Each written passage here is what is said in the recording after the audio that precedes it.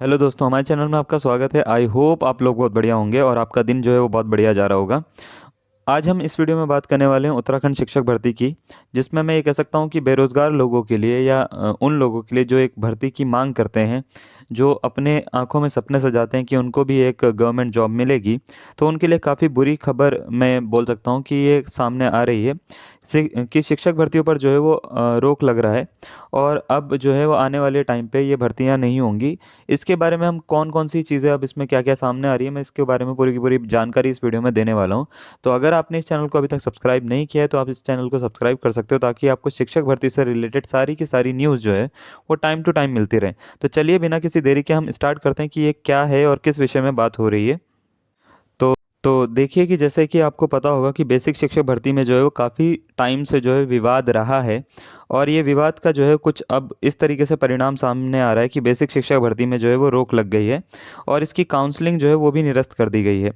तो क्या है ये पूरा का पूरा मामला, ये मैं आपको पूरा का पूरा पढ़ के बताता हूँ कि 6 महीने से ये जो है बेसिक शिक्षक भर्ती जो है वो इसकी प्रक्रिया चल रही है और बेसिक शिक्षक भर्ती पर जो है अब ब्रेक लग चुका है। एनआईओएस डीएलएड को भर्ती प्रक्रिया में शामिल करने के आदेश के बाद शिक्षा विभाग ने प्रक्रिया पर रोक लगा दी है। 5 मई को प्रस्तावित काउंसलिंग को भी रद्द कर दिया गया है।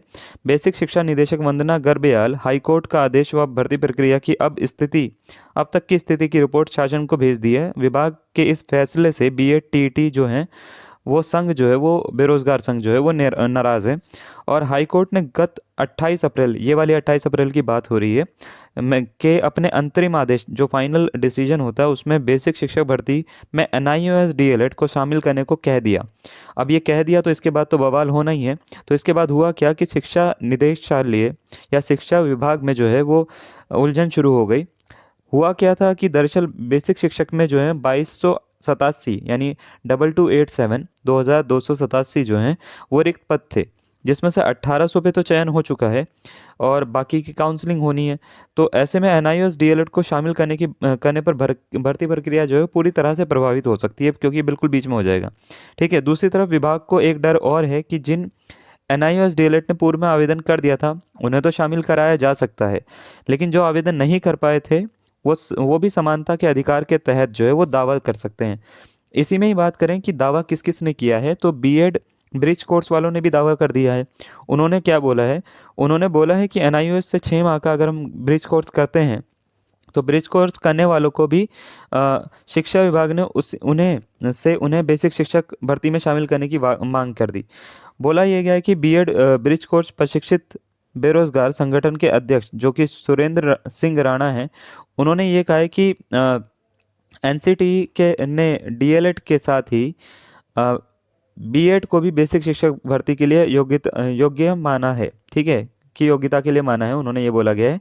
ठीक है, सामान्य बीएड टीईटी प्रशिक्षित को चयन के बाद 6 माह का विशिष्ट बीटीसी करनी होती है, जबकि एनआईओएस से हजारों युवा सेवारत रहते हुए भी ब्रिज कोर्स कर सकते हैं और कर चुके हैं। ऐसे में एनआईओएस के ब्रिज कोर्स को मान्यता देते हुए बेसिक शिक्षक भर्ती में शामिल कराया जाना चाहिए।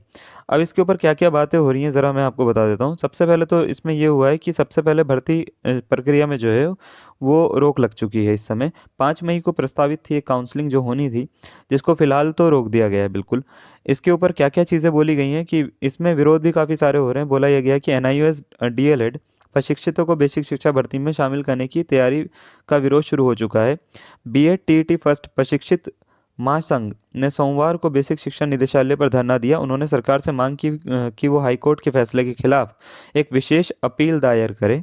बीएड टीईटी प्रशिक्षित बेरोजगार अरविंद राणा के नेतृत्व में सुबह निदेशालय पहुंचे और यहां उन्होंने अफसरों को ज्ञापन देकर एनआईओएस डीएलएड को वर्तमान भर्ती में शामिल न करने की मांग की।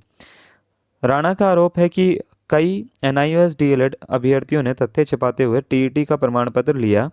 उन्होंने डीएलएड एनआईओएस के प्रमाण पत्रों की जांच की मांग की है। साथ ही कहा कि जांच और कार्रवाई पूरी होने तक वर्तमान बेसिक शिक्षक भर्ती को बाधित ना किया जाए, यानी उस पर रोक नहीं लगाई जाए। इसी धरने पर जो है वो कुछ लोग बैठे हुए थे, तो जिनके नाम नीचे यहाँ पे दे रखे हैं। तो इसमें अब बस देखा जाए तो ये भर्ती अब पूरी तरह से इस समय तो रुक चुकी है। ठीक है, तो अभी देखते हैं कि इसके ऊपर आगे क्या होने वाला है। तो इसके पल पल की जो न्यूज़ है वो हम आपको देते रहेंगे। बाकी आप अपने बारे में या आपका क्या विचार है इसके बारे में जो है वो आप कमेंट में ज़रूर लिख सकते हो हमारे को। तब तक के लिए धन्यवाद, थैंक यू।